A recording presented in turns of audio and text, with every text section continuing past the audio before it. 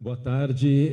Eu gostaria de, antes de mais nada, agradecer o convite, a oportunidade, agradecer à comissão organizadora e a presença de vocês todos aqui. Pelo jeito, uma sala bastante cheia, bastante concorrida, acho que bastante interessante isso. Bom, eu fui convidado para falar a respeito do diagnóstico dos novos marcadores na doença de Alzheimer. Os critérios, vejam, diagnósticos, eles sofreram uma grande mudança após 27 anos de utilizarmos os mesmos critérios. Obviamente estava na hora de fazermos essa mudança. Esses critérios vieram em 2011, tá? E obviamente que isso é extremamente importante, o impacto para todos nós que trabalhamos, enfim, pacientes, é fundamental essa discussão.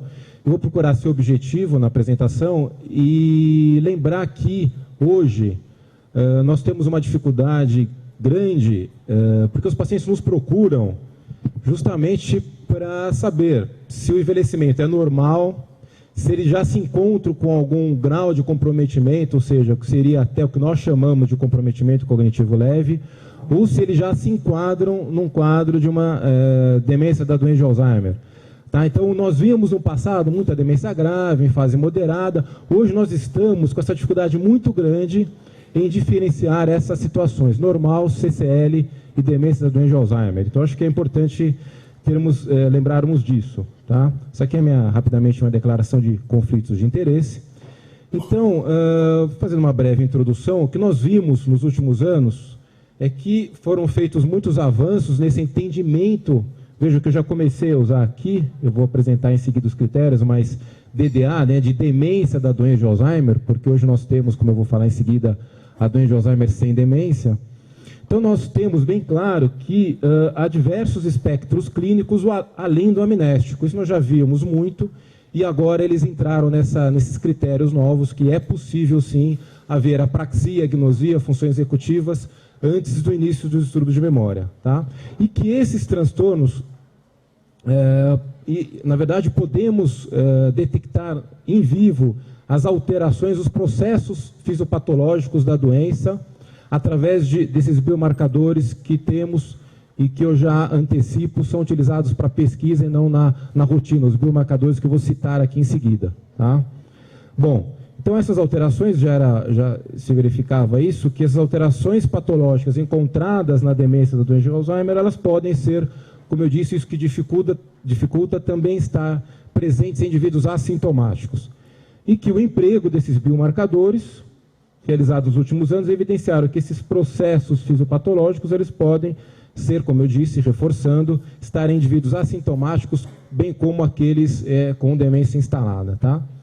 E que, reforçando, o envelhecimento normal pode se acompanhar de alterações mentais superponíveis à de uma demência incipiente, e que esses critérios, nós tivemos, enfim, como eu disse, novos critérios, mas a necessidade sempre de estarmos atualizando e discutindo esses critérios. Então, não temos ainda um marcador. Eu estou colocando isso aqui logo no início, porque para dizer que alguém tem demência da doença de Alzheimer, ainda não temos um exame seguro que diga, um teste, enfim, de líquor, de ressonância, tomografia por emissão de pósitrons, como eu vou comentar, que te diga, olha, isso aqui já é a demência da doença de Alzheimer. Está claro? Então, o que nós temos é mais uma ferramenta. Esse é o ponto que eu gostaria de chegar. Mais uma ferramenta para o diagnóstico. Agora, é importante comentar que vocês têm isso aqui disponível nesse site conhecido aqui, mas só para mencionar como a doença de Alzheimer é a única causa de morte nos top 10 na América, que não pode ser devidamente como gostaríamos, né? Obviamente que há coisas a serem feitas, vamos dizer assim, há alguma forma de prevenção, mas não como gostaríamos, que não pode ser prevenida, curada ou mesmo sua evolução tornada mais lenta. Tá? E, segundo o que comenta e o que é verdade, se você não morre da doença de Alzheimer, segundo esses critérios, você morre com a doença de Alzheimer. E aí é onde eu quero chegar, que segundo os critérios, as alterações anatomopatológicas que configuram a doença de Alzheimer, elas começam décadas antes. Então você pode morrer de câncer, de infarto, mas você vai ter aos 70 aquelas alterações anatomopatológicas compatíveis com a doença. E vejam como é interessante como, ao longo desses 10 anos, como a prevalência de mortes nos Estados Unidos caiu para muitas doenças. Câncer de mama, próstata, infarto do miocárdio, AVC, HIV, enquanto que para a doença de Alzheimer ela cresceu 68%. Tá aí, como eu digo, quem gosta de estudar, quer aprender, se aventurar para essas doenças degenerativas, isso aqui realmente é um campo bom, grande, importante, que devemos sempre desenvolver cada vez mais. Como eu comentei sobre demência, e eu acho que é necessário para ser didático, enfim, e prático, você tem que falar um pouquinho, e eu vou falar rapidamente, sobre comprometimento cognitivo leve, que nós acredita-se que seja uma fase que precede sempre a demência. E existe para todas as demências, tá claro? Nós falamos sempre da doença de Alzheimer, mas serve para demência vascular, frontotemporal, fase progressiva primária e demência com corpúsculo de Levy. Então, temos, e aqui, grande maioria, quase totalidade, enfim, que seja geriatras, vocês acompanham, veem esses pacientes por muitos e muitos anos, quer dizer, dá para imaginar, vocês devem pensar, e há critérios, como foi colocado em Boston agora em julho, enfim, para demência, por exemplo, para demência com corpúsculo de Levy. Quais seriam os critérios para comprometimento cognitivo leve da demência com corpúsculo de Levy? Aí tem lá, distúrbios do sono. Nós, eu vou ser bem sincero, neurologistas até não costumamos perguntar muito isso, mas é algo que devemos nos preocupar mais. Essas alterações que ocorrem depois de 60, 70 anos podem ser algum sinal de que, então, os geriatras que estão acompanhando, todos nós, clínicos, enfim, ao ouvirmos essas queixas, começarmos a pensar, além das alterações, as alucinações, aliás, que começam antes da demência propriamente dita. Tá? E esse artigo aqui da Sperling, a Sperling apresentou em 2011 e discutiu, enfim, essa é a publicação dela, e outros 3 artigos referência do Bois, Macan, do Jack, e eles colocam esses novos critérios dessa maneira. Aliás, esse aqui é o próprio slide dela aqui. E ela coloca dessa maneira, como nós já conhecemos e conhecemos para muitas doenças, seja renal, seja hepática, HIV, quer dizer, é uma analogia que a neurologia, no caso, as doenças degenerativas, que é a doença de Alzheimer, puxou. Quer dizer, você tem um contingente muito grande, são milhões e milhões, com o diagnóstico de doença de Alzheimer pré-clínico, como você tem para câncer, como eu já disse, para outras doenças, tá certo? E você diz aqui já que a paciente, enfim, já tem doença de Alzheimer, mas é subclínico, ou melhor, uma fase pré-clínica. O que vemos é um contingente menor de pessoas, seja com CCL, aí já devido a doença de Alzheimer, seja de leve, moderado ou grave. São relativamente muito poucos perto. E, obviamente, que o alvo da indústria farmacêutica, desses ensaios clínicos correndo 80, 90 no mundo inteiro, o alvo desses estudos é eles são aqui, sim, sem dúvida, com os pacientes aqui, olha, CCL, DA leve. Mas a intenção é que essas drogas sejam aprovadas para esse grupo grande aqui. Esperamos que isso aconteça, não vai ser a curto prazo, talvez nem a médio prazo. Alguns são mais otimistas que eu, mas nem a médio prazo, está um pouco complicado. E nesse artigo dela, veja, essa aqui é um gráfico construído com base no que se tem em alguns estudos epidemiológicos, tá? Com alguns estudos de necrópsia. Aqui correlacionando a idade dessas pessoas, e aqui a porcentagem, número de placas de proteína beta-amiloide, substrato maior aí, enfim, e alvo de muitos desses estudos em andamento, fase 1, 2, 3, daí por diante, tá? Então vejam que é aquilo que vocês já conheciam, quer dizer, os 80 e 85, mais de 50% das pessoas têm uma quantidade bastante substancial e preenche até critérios, tá? E tem, na verdade, diagnóstico de demência da doença de Alzheimer. Isso correspondeu 2, 3 décadas antes ou mais a um aumento progressivo dessas placas.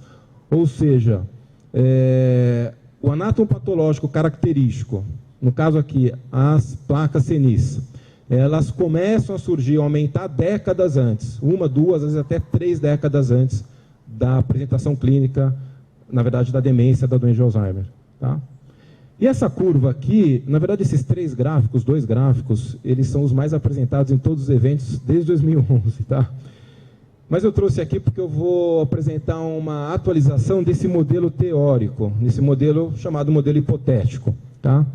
Então, vale lembrar o seguinte, então vejam que existe uma fase pré-clínica, uma fase de comprometimento cognitivo leve sempre, antecedendo a fase de demência, tá claro? E o que nós temos? Nós temos lá, numa fase pré-clínica, um acúmulo cada vez maior de proteína beta-amiloide, tá certo?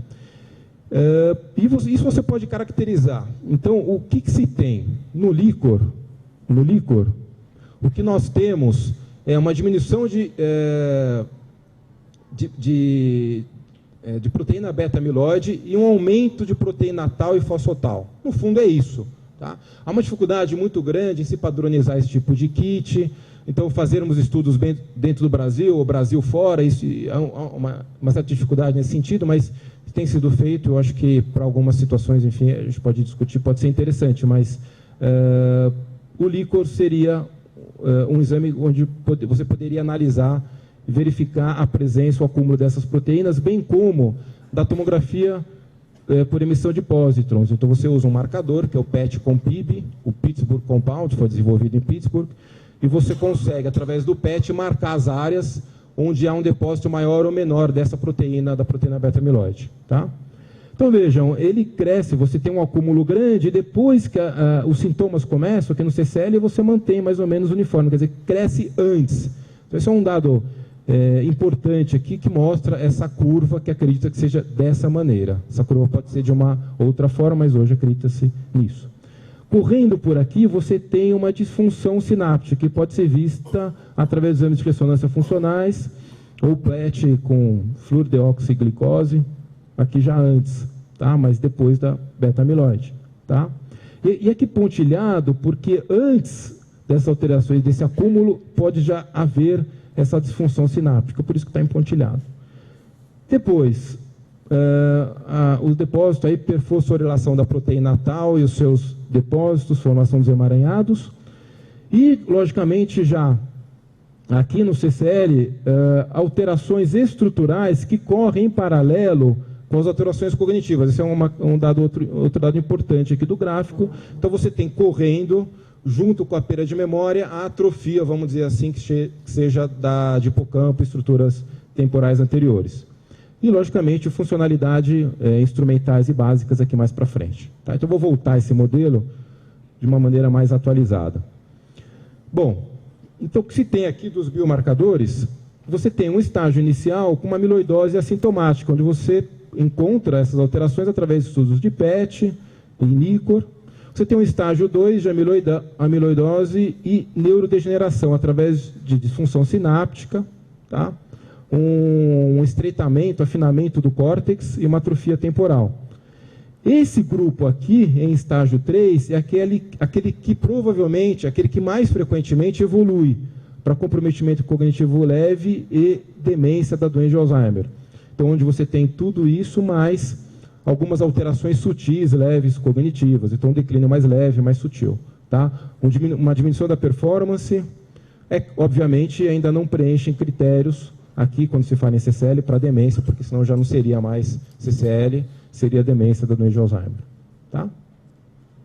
Bom, rapidamente são esses os critérios. Eles estão disponíveis na Dementia Neuropsicologia, Free. Então, aqui, olha, para lembrar que os critérios mudaram, tá? Em comum acordo, nosso DC da Academia Brasileira de Neuro, com, enfim, os trabalhos de fora. Então, para você ter o diagnóstico, tem que haver uma interferência nas habilidades do trabalho, um declínio em relação a níveis prévios e, obviamente, como eram antes, não explicáveis através de delírio. Tá? Número 2, para demência. Esse comprometimento é detectado mediante combinação de, sempre, um ouvido bem treinado, corresponde, como nós dizemos, 50% de diagnóstico. Ouvir é o principal, 50%. Mas uma avaliação cognitiva, uma avaliação neuropsicológica, mais 30% vem disso. Tá? Uma avaliação cognitiva breve, ou no caso de você pedir para o neuropsicólogo, faça uma avaliação neuropsicológica mais extensa. Tá?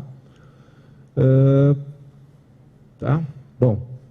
E, número 3, esses comprometimentos, vejam, devem afetar no mínimo 2 dos seguintes domínios. Não há necessidade de ter um, por exemplo, como memória. São 2, qualquer um deles. Então, você tem memória, funções executivas, tá? raciocínio, planejamento, julgamento. Habilidades visuais e espaciais, com sintomas que incluem, então, reconhecer faces, objetos, obviamente não explicáveis por uma deficiência visual motora, sempre importante lembrar isso, porque nossos pacientes têm déficit auditivo, visual, então isso deve ser levado sempre em consideração. Linguagem, lembrando dos vários aspectos, então compreensão, leitura, escrita, então grafia, se tem parafasias fonêmicas, semânticas, todos os aspectos relacionados à linguagem, não é um único, linguagem, aliás, é extremamente complexo, eu particularmente acho o aspecto mais complexo aí dessas funções, tá? Então, e finalmente entra aqui, vejam, personalidade ou comportamento. Então, todos aqueles que nós conhecemos, delírio, alucinação, ansiedade, euforia, desinibição, distúrbios do apetite, sono, sexuais, fazem parte da história, devem ser rotina. Não só ouvir memória, linguagem, orientação, você tem que perguntar como é que vai todos esses aspectos, tá? Todos eles. Se você quiser fazer um diagnóstico correto, tá? Inclusive desinibição, qualquer tipo de distúrbio desse, faz parte, tá? Para você preencher critérios de demência. Então, 2 desses, memória, linguagem, funções executivas, visoespaciais e comportamento, entram junto com os outros, tá?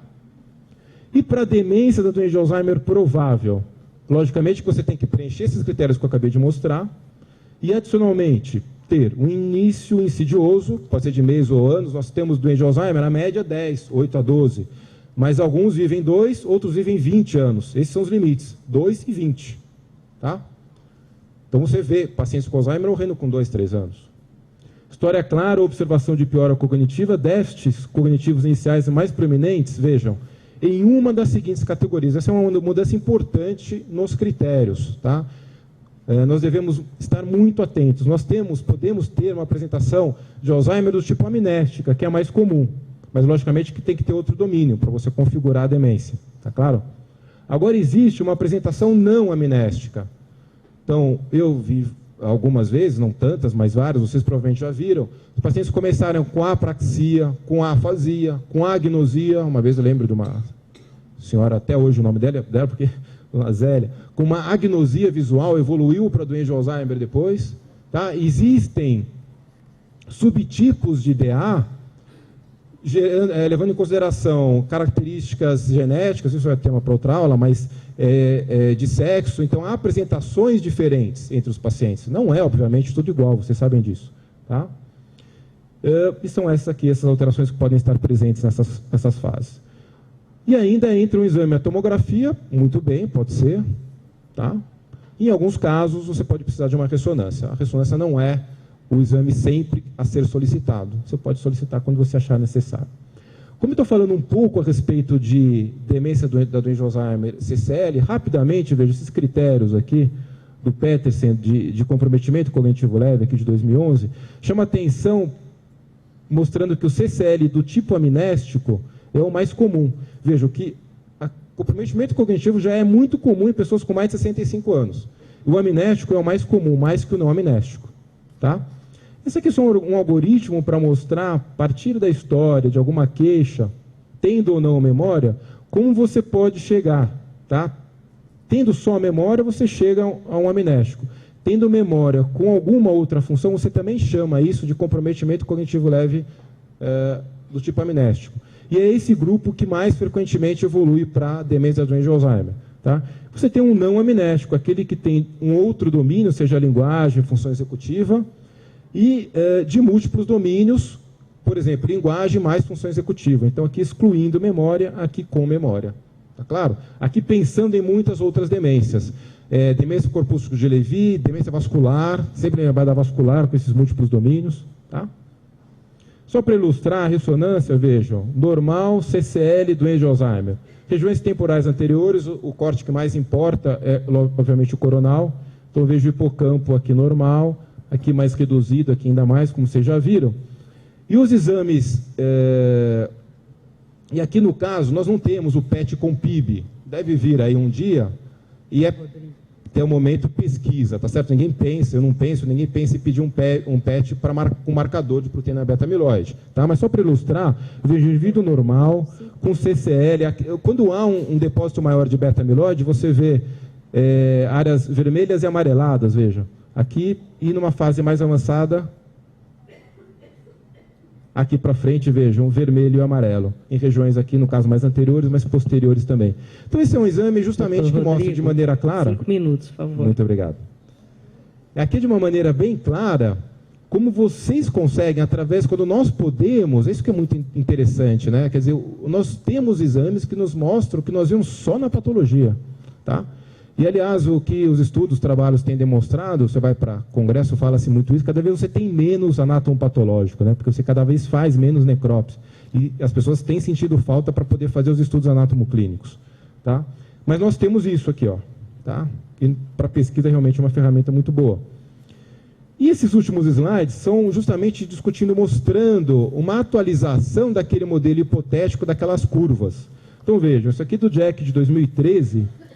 uma atualização daquele modelo hipotético. Deixa eu mostrar como que é um pouco essa curva. Então, vejam. Aquelas curvas que vocês viram, de beta-amiloide, de disfunção sináptica, proteína tal, e daí por diante. Vejam nesse gráfico o seguinte, pegando um indivíduo no mesmo tempo, na mesma época, numa certa idade, que seja lá, uns 80, 85 anos, há um grupo de indivíduos que tem um risco maior. Então, vejam nessa faixa, você tem indivíduos normais com CCL aqui com demência. Então, há indivíduos que têm um risco menor e indivíduos com um risco maior de terem doença, demência da doença de Alzheimer. Está claro? Tá? Então, acho que isso é interessante mostrar como essa curva pode ser diferente. E essa outra curva aqui, desse trabalho também de 2012, muito interessante, aqui vocês estudam, nós estamos estudando cada vez mais esses fatores de risco, essas interações todas, tabagismo, diabetes, lipidemia, sedentarismo e tudo isso, vejam.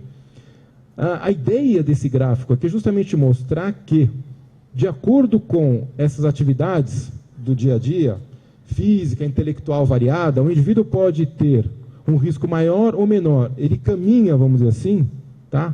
O indivíduo caminha nessa curva mais para cá ou mais para lá, tá certo? Então, a diferença hoje é justamente nós melhorarmos, isso é uma pauta boa para discussão, essas características, essas atividades, essa a diferença.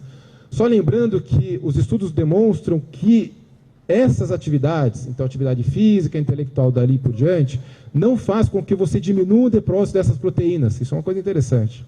Parece que não é isso. Na verdade, não é isso. Nós continuamos tendo um depósito cada vez maior de placas e novelos, mas nós aumentamos nossa reserva cognitiva, nossas sinapses e daí por diante. Então, podemos ter um cérebro tomado de placas e novelos, mas o fato de termos tido ao longo da vida inteira, não só na velhice, hábitos saudáveis, faz com que tenhamos mais tarde ou mais cedo a demência da doença de Alzheimer. E, para finalizar, esse último slide é justamente para mostrar que é possível os exames estarem normais. Então, esse aqui é um limite, vamos dizer, colocado naquele gráfico que eu mostrei anterior, o trabalho de 2013, o do Jack também, que está sempre atrás disso. Os exames estão normais aqui. Tá? Há um limite para você observar essas alterações, uma linha aí, tá certo? Como eu vi na semana passada e comentei, doença de Alzheimer leve, exames do sírio-libanês, eu falo de lugar assim porque os exames às vezes são ruins e com frequência de avaliação. Ressonância, SPECT, absolutamente normais. Meu diagnóstico continua sendo o mesmo, DA, demência da doença de Alzheimer, fase inicial. Quer dizer, é possível que você tenha os exames normais nessas fases iniciais. Está claro? Bom, agradeço a atenção de vocês, a oportunidade, estou à disposição posteriormente para perguntas. Obrigado.